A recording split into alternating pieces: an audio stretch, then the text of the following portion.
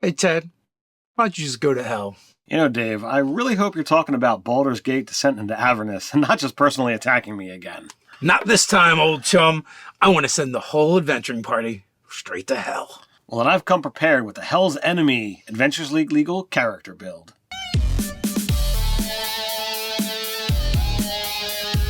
Welcome to Nerdarchy. For nerds, by nerds. I'm Nerdarchy Steve. As usual, I'm hanging out with this nerd. Nerdarchist Ted. Maybe it's your first time visiting Ted's Basement. It's a place where we like to discuss news, views, and homebrews for 5th edition Dungeons & Dragons, and sometimes we even talk about other role-playing games. If you don't want to miss a single video, then don't forget to crit hit that subscribe button and attune to that notification bell. All right, so with anticipation of Descent into Avernus, we decided to do a character build in honor of that. We're going to create Hell's Enemy. All right, so if we know that we're going into the lower planes, there's a handful of different things that we want to make sure that we have. And, some of these things you can get, racially, background, class, there's some tidbits that's out there and we want to use all of it. And then not only that, we want a warrior that is designed to go out and slay and kick Devil Hiney. So I guess, the first thing that we should really look at is, fire resistance. Yeah, fire resistance is going to be important.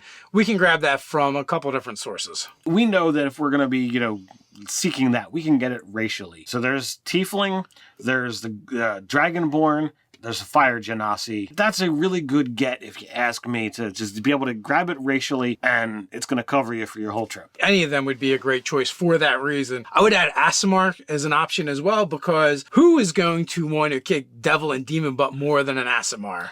Aasimars are pretty nice, but they're not going to come out with that resistance to fire, so there's something to consider. Now for our class options, we have a little bit of a list to pick from. We looked at both the Paladin as well as the Storm Herald Barbarian, because you know what? That Storm Herald Barbarian would be another place to grab fire resistance. So we're also looking at Fighter, the Cavalier, as well as Ranger, Monster Hunter. Who's better to take down monsters than the Monster Hunter? So for backgrounds, we looked at the Acolyte and the Folk Hero. Both of them seem thematically like they could work really well. We also have Soldier and Noble.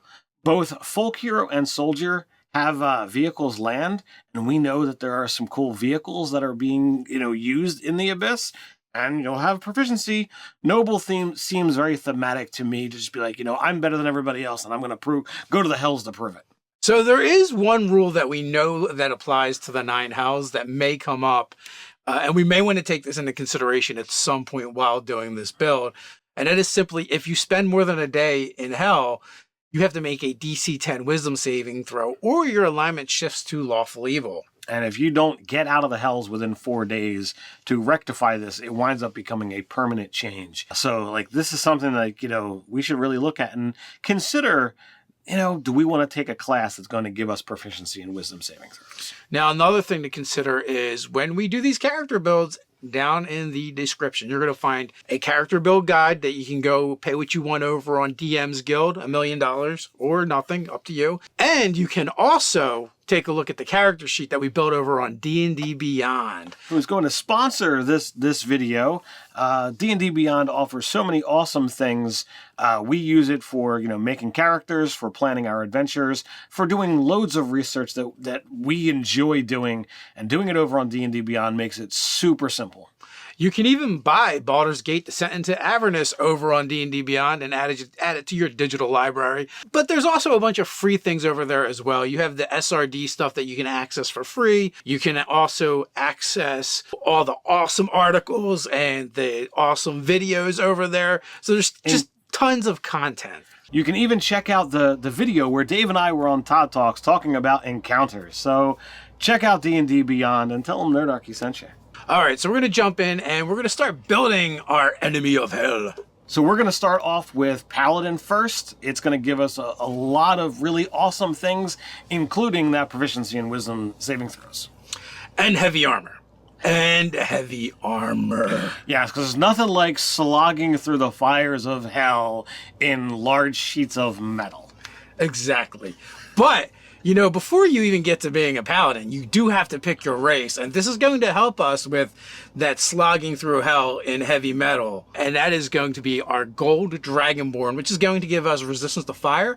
You could have went with red as well. But, thematically, if we're going to make a paladin, I thought that, gold was, the shining example of what a, dragonborn paladin should be. So at level 1, we are a dragonborn paladin so far. Next thing we should probably pick is our background, and then we can go into stats. So we wound up going with soldier for this one. We toyed around with the idea of acolyte, because we wanted this to be kind of an order. The Hell's Enemy was an organization or a group of people, and both of those seemed to fit. But because we wanted that proficiency in land vehicles, soldier was our clear choice. So soldier is going to give us several things. It is going to give us the land vehicles, like you mentioned. We got another gaming set. We took cards because we take chess all the time. We got intimidation. Normally we would get athletics. But because from Paladin, we already took athletics and gave us a free option of taking whatever we want. So we went with history because we see this individual as knowing about the history of their order. So, it's a weird way of manipulating the rules, but it's there, it's fun, and, we dealt with it. You can check that all out in the character build guide. So where did we go stats? Did we go point buy, or did we go with the standard array? We went with a point buy on this one because we knew we were going to multi-class, and we needed a strength, charisma, wisdom, and dexterity of 13. Oh, that's rough. 4 stats out of 13 to kind of get into. That's rough. So we put a 14 into strength, a 13 into dex. Our con is only a 13. And then we have an intelligence of 8 because we don't really need that.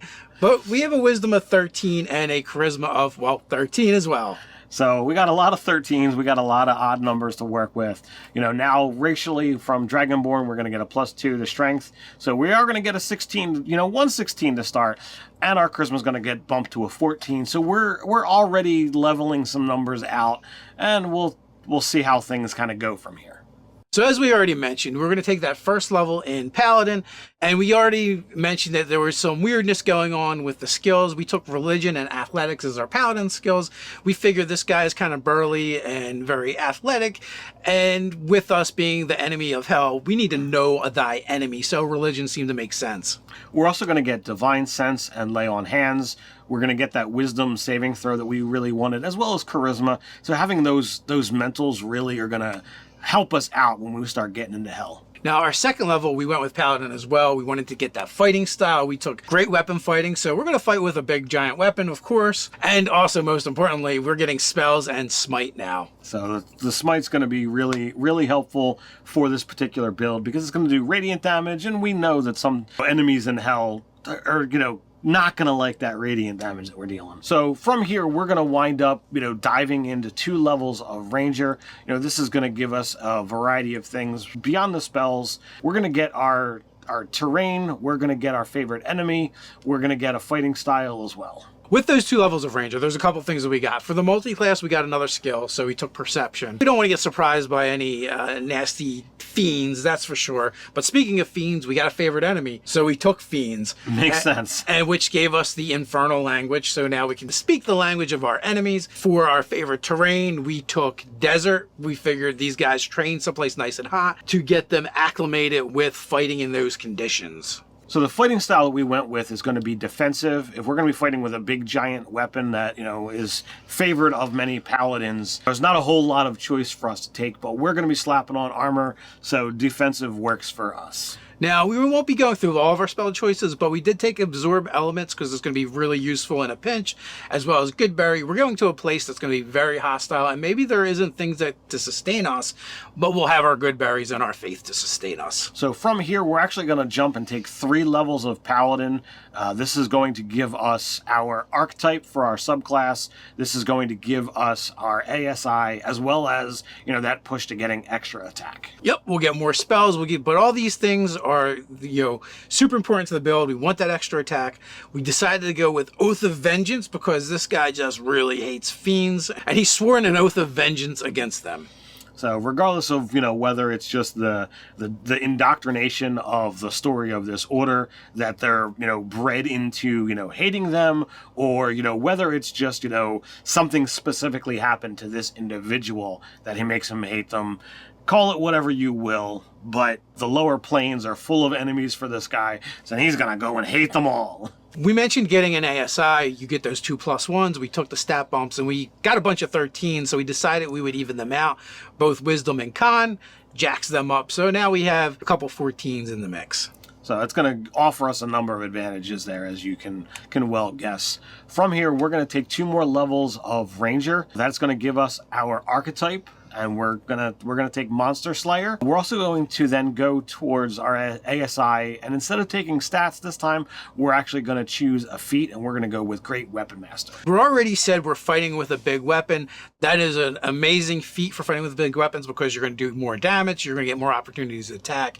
It's going to be super helpful for this build. So next we're going back into Paladin, and we're going to take 3 more levels. We're going to take it up to 8th level. This is actually where we're going to stop taking Paladin. We're going to get that aura, which is super helpful for your saving throws.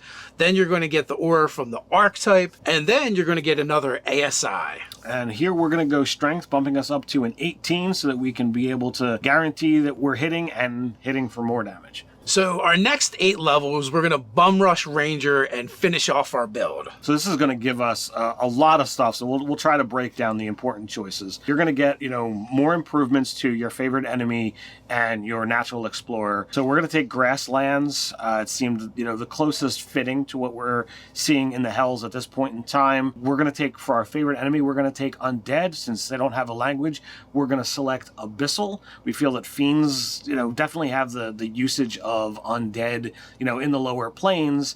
And, since we want to be able to speak both the languages of the lower planes, this was a great way to get more targets and both languages. Absolutely. And in this case, for Grasslands, we're thinking more plains and blasted lands than grass per se. But since, the Abyss or the Hells was not one of our Ranger options, we felt this was the closest to. So one of the cool things we get at 7th level as a Ranger is supernatural defense. So when we have to make a wisdom saving throw, we get to add a die 6 to it. Or if we have to make a strength saving throw versus being grappled, we get to add a die 6 to it. So this is going to come in super handy. So, for our wisdom saving throws, we're adding our charisma modifier, our wisdom modifier, our proficiency modifier, and a d6. I think we're getting pretty close to guaranteeing that we can hit our 10. That sounds like famous last words to me, but yes. Oh, no, for the 10, absolutely. Just don't roll 1. I was thinking about the other nasty things that things from the lower planes can do to you. Continuing with Ranger, we're going to wind up with another ASI, and we're going to put that in the strength, maxing that out. That's going to help us out, in a variety of ways. Laying down the smack and hurt. Okay, so like we said, we're not mentioning all the spells, but some of them we feel like are pretty important. One of the spells we're going to get to pick up is Daylight.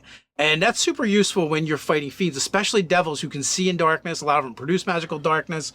Well, now you can shut down their magical darkness if you need to. So we're going to get, another natural explorer improvement. And here we're going to choose mountains. This is going to be able to help us out.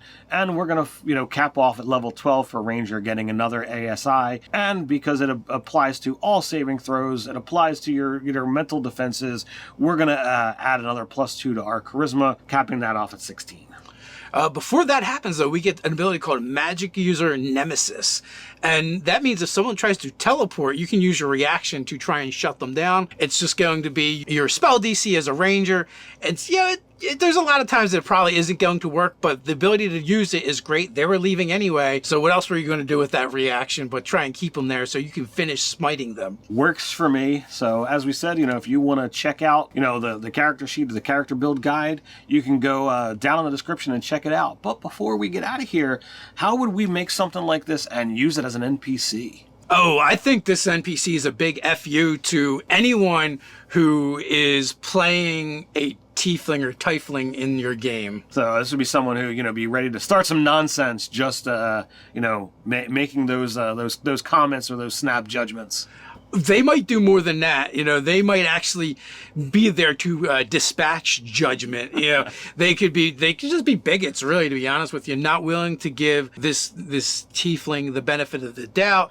My order slays fiends. You look like a fiend, sir. I would have words with you. Or more than words, as the case may be. Right, and probably if you're defending a fiend, then you're going to be on the wrong side of this particular person. And hey, you know what? Just because you're an enemy of fiends, you might not even be good for that matter. That's very true. So, if you want to use this as a role-playing encounter, someone that might have some information and there's a little bit of barter and trade, this person could appear, literally it banished itself out of the planes where it was fighting and has appeared in the midst of the party, damaged and needs healing. And, you can see how the players, react. And if they heal him and he's willing to trade some information and stories, you could have a role-playing encounter that literally just manifests. They could have, smoke and fire on him, as he just suffered injuries from the lower planes. If your characters are going to the lower planes, this is a great NPC to introduce. Maybe you introduce him in the players come upon the scene where there is just dismembered and chopped up fiends all around while this particular figure is fighting, but maybe like the odds are insurmountable and they can rescue this individual, or they're getting there as the battle finishes up, and this can be someone that gives information like you said earlier. They could offer healing and trade, or it could just be a role-playing scenario. If you don't want to have this character travel all around with the party, you could trade and barter information and healing, but it's like, no, I work alone, I'm going my own way, just so you have an easy out to not allow this super powerful character to be traveling around with them. The other thing you could wind up doing is the characters could have to seek him out for specific information. He's old and retired. He's an old man or woman, as the case may be. His armor and weapons have been, passed down or hung up. And, maybe he wants to go out in a blaze of glory. Maybe he wants to just deliver, the last piece of information that he had that has not been given out.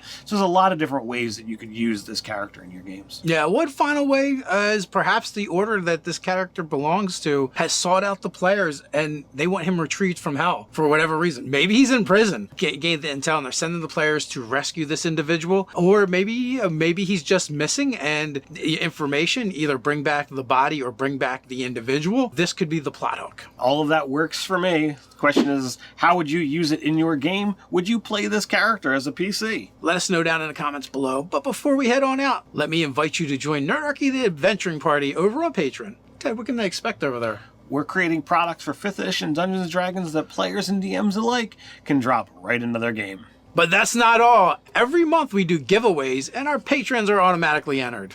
We also do weekly hangouts with our patrons and more. So quest on down to the description. Join the Nerdarchy Adventuring Party, and until next time, Stay nerdy.